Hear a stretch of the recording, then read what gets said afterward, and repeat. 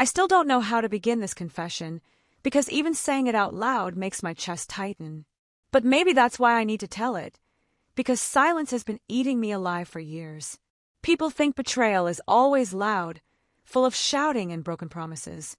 But mine began in the quiet, in the soft spaces between loneliness and comfort. It began with my stepson. My husband had been away on yet another business trip. That wasn't unusual. He was gone more often than he was home, always chasing contracts, meetings, money.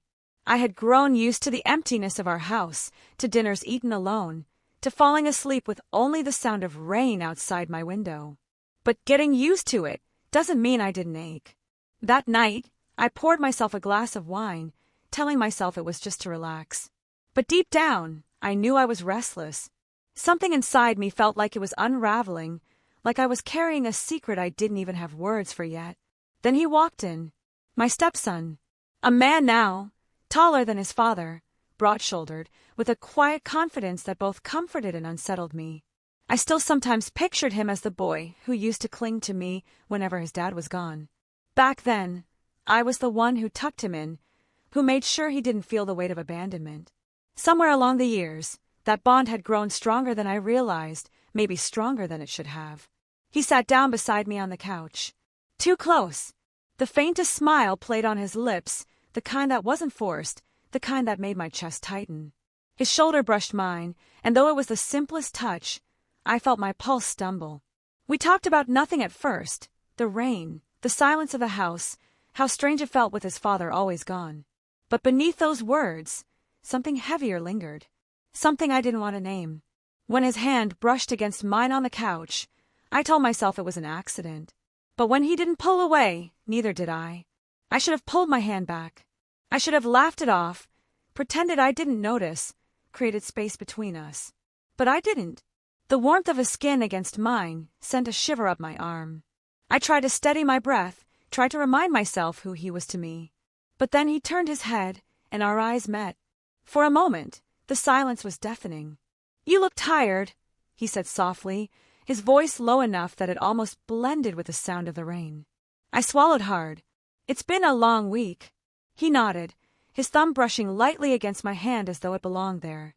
"He leaves you alone too much." The way he said his father, made my chest tighten. There was no anger in his tone, no accusation. Just a truth neither of us wanted to acknowledge out loud. I pulled in a breath, tried to steady myself. That's just the way it is. He works hard. He provides. "And yet," he said, leaning closer, "you sit here by yourself, drinking wine to keep the silence from swallowing you." His words cut through me. I wanted to argue, to deny it, but I couldn't. Because he was right. I looked away, my voice trembling. "This isn't right. We shouldn't." Before I could finish, he leaned in just slightly, close enough that I felt the warmth of his breath near my ear. My whole body tensed. "It's all right," he whispered. "Just go with it." The words sank into me like a spell. My heart pounded, so hard I thought he must hear it. Every rational thought screamed at me to stop, to move, to break the spell before it consumed me. But I didn't move. The moment those words left his lips, "It's all right, just go with it," I felt the ground shift beneath me. My breath caught in my throat, my entire body alive with panic and something else I was too ashamed to name. I should have stood up. I should have told him to stop. I should have remembered every reason this was wrong. But instead, I froze, caught between guilt and a strange, aching pull I couldn't fight. His hand slid over mine more firmly this time. No longer an accident, no longer a question. My chest rose and fell in shallow breaths as I tried to think, tried to remind myself of boundaries, of roles, of the woman I was supposed to be. "You don't have to be alone all the time," he murmured, his voice quiet but steady. "Not when I'm here."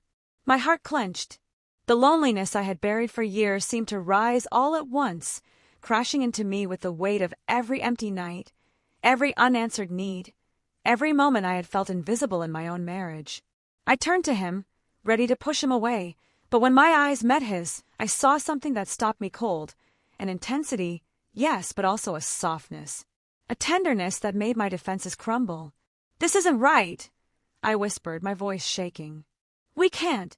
He leaned closer, close enough that our foreheads almost touched. Then tell me to stop. My lips parted, but no words came out. Because deep down, I didn't want him to.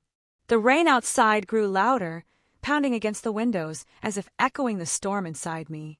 I felt the world narrowing down to just the space between us, the air thick with something forbidden, something inevitable. And when he tilted his head, closing the last inch of distance, I didn't turn away. The moment his lips touched mine, the world seemed to fall away. It wasn't rushed or careless. It was slow, searching, as though he was waiting for me to pull back. But I didn't. My heart thundered in my chest, every beat screaming that this was wrong, that I had to stop. And yet, my body betrayed me. My hands trembled, but instead of pushing him away, they clutched at the edge of the couch as though grounding myself in something I could no longer control. The kiss deepened, and with it, the war inside me raged louder. One voice screamed, "You're crossing a line you can't uncross." Another whispered, "You've been starving for this, for touch, for attention, for someone to see you." When he finally pulled back, his eyes searched mine, filled with questions and something else, something I didn't dare name. "I shouldn't have," he murmured, his forehead resting against mine. "But I can't pretend anymore. You feel it too, don't you?" My breath shook as I closed my eyes, shame flooding me. Because he was right. I did feel it. I started, but the word stuck in my throat.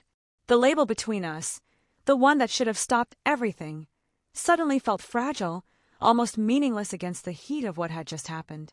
He pressed a finger gently against my lips, silencing me. "Don't say it," he whispered. "Just be here. With me." The rain pounded harder outside, a furious rhythm that seemed to mirror the chaos inside me. I knew, with terrifying certainty, that if I didn't stop this now, I never would. And still I didn't move.